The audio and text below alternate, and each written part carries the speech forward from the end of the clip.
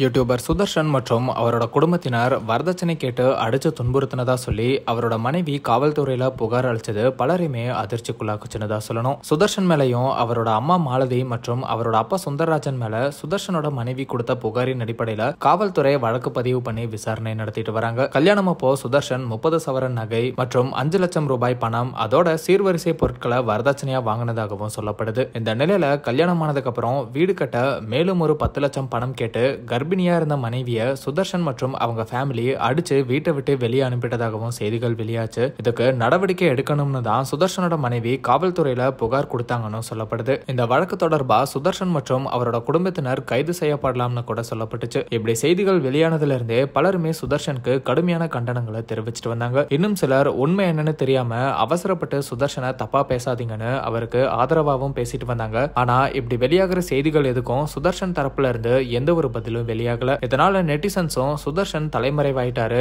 அவரை கைது பண்ணிட்டாங்கன்னு பேசிட்டு வந்தாங்க. இது எல்லாத்துக்குமே பதிலடி கொடுக்கிற விதமா சுதர்ஷன் இப்போ ஒரு வீடியோவை அவரோட யூடியூப் சேனல்ல வெளியிட்டு இருக்காரு.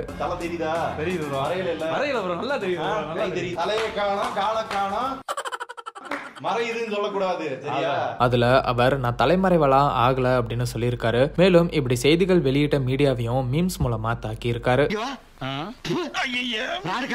அவர் தலைமறைவனு வெளியான செய்திக்கு மட்டும்தான் இப்படி பதில் அளிச்சிருந்தாரே தவிர அவர் மேல வச்ச வரதட்சணை குற்றச்சாட்டு தொடர்பா எந்த ஒரு பதிலும் சொல்லல. அந்த வகையில யாரு சொல்றது உண்மை அப்படிங்கறதெல்லாம் வழக்கு விசாரணைக்கு அப்புறம் தான் தெரிய வரும். சுதர்ஷன் டெக் பாஸ் சேனல்ல இருந்து சில காரணங்கள்னால வெளியேறி இப்போ டெக் சூப்பர் ஸ்டார் அப்படிங்கிற டெக் சேனலை நடத்திட்டு வராரு. அந்த சேனலை விட்டு வெளியே வரும்போதே அது சோசியல் மீடியால மிகப்பெரிய பேசு பொருளா மாறிச்சு. அதை தொடர்ந்து இப்ப மறுபடியும் சுதர்ஷன் மேல இப்படி ஒரு குற்றச்சாட்டுகள் எழவே சோசியல் மீடியால சுதர்ஷன் இப்போ பேசு பொருளா மாறி இருக்காரு. இது சுதர்ஷனோட தனிப்பட்ட வாழ்க்கையில நடந்த பிரச்சனை மற்றும் அவங்க மனைவி இவர் மேல வழக்கு தொடர்ந்து இருக்கிறதுனால வழக்கு விசாரணைக்கு அப்புறம் சுதர்ஷனே இதுக்கு ஒரு தெளிவான விளக்கம் கொடுப்பாருன்னு எதிர்பார்க்கப்படுது.